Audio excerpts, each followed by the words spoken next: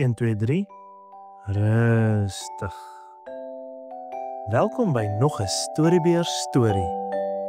Luister lekker saam. Die Aristokatte en die verlore halssnoer. Die somer het aangebreek en dit is warm in die stad. Madame besef dis weer tyd om platteland toe te gaan. Sy vertrek in haar deftige koets. Die Aristokatte gaan saam.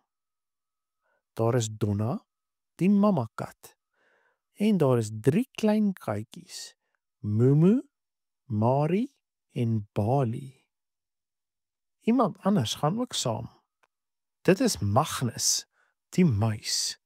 Hy is 'n speurder. Almal is bly om weer in die platteland te wees. Die katjies ondersoek die werf en geniet dit om die vars buitelug in te asem. Donna bly in Madame se kamer. Madame is besig om haar mooi te maak vir 'n partytjie. Sy gaan by haar speeltafel sit om haar deftige goue halssnoer om te sit. Skielik is daar 'n geraas in die kamer langs aan. "Wat is dit?" roep Madame. Sy sit haar goue halssnoer neer en hardloop deur toe. Die klein katjies het die lamp van die tafel afgestamp. "Julle stoute rakkers," sê Madame.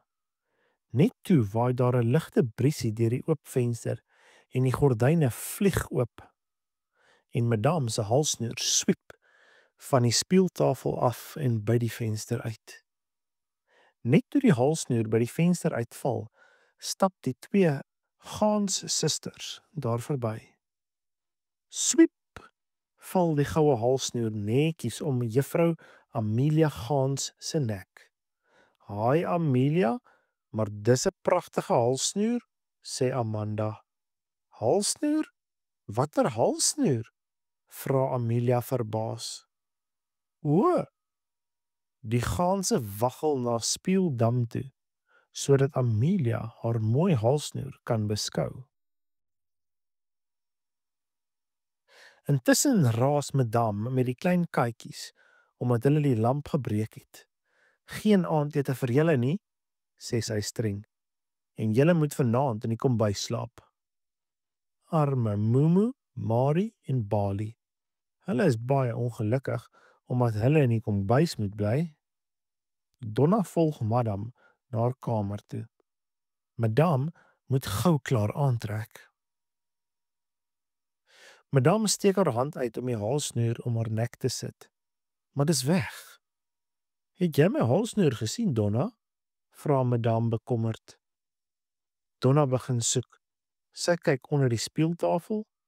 Madame kyk in elke laai, maar die halssnoer is skoonveld. Donna spring op die tafel om in die potjie te kyk. "Klim dadelik daar af. Jy sal dit breek," roep Madame. "Ag, ek het vandag genoeg van katte gehad." Madame jaag sommer vir Donna ook kombuis toe. "Bly daar, saam met jou stoute kleintjies," sê Madame. Mamma, wat het gebeur?" vra die 3 katjies. "Madame se goue halssnoer is weg." "Sy is baie omgekrap daaroor," sê Donna. "Ons moet in die kombuis bly tot sy dit kry." "Maar wat kan ons doen?" roep die 3 katjies. Magnus die muis hoor die kermende katjies en hy spring by sy gaatjie uit. "Julle het 'n speurder nodig," sê Magnus. "Wag, ek is nou terug." En hy skarrel terug in sy gaatjie in. Magnus sit sy speurder pet op en trek sy speurder jas aan. Magnus die muis, die baas speurder, is reg vir aksie. "Wie sal my help om na die halssnoer te soek?" vra Magnus. Ons sal," sê die katjies gretig. "Goed, volg my," sê Magnus. Hy lei die katjies by die trap op en by die agterdeur uit. 1, 2, 3 spring die katjies by die valdeurtjie uit, agter Magnus aan. Toe hulle buite kom, vra Magnus, Watter een is Madame se kamer? Die katjies wys vir hom. Die dief se voetspore moet dan onder die venster wees, sê Magnus. Die katjies help soek na voetspore op die grond. Hulle kry baie voetspore. Aha, roep Magnus. Hier is gansspore. Magnus en die klein katjies volg die spore. Die spore loop verby Klits, die koetsperd. Klits staan in sy stal en lag. Wat is so snaaks? Vra Magnus.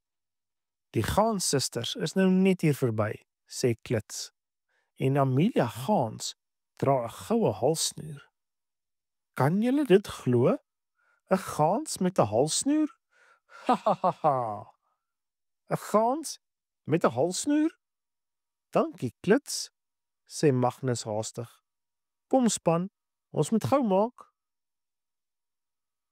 Hulle volg die gaanspore tot by die rand van die woud, maar daar verdwyn die spore. Wat moet ons nou doen? Vra die katjies. Laat ek dink, sê Magnus terwyl hy sy kop krap.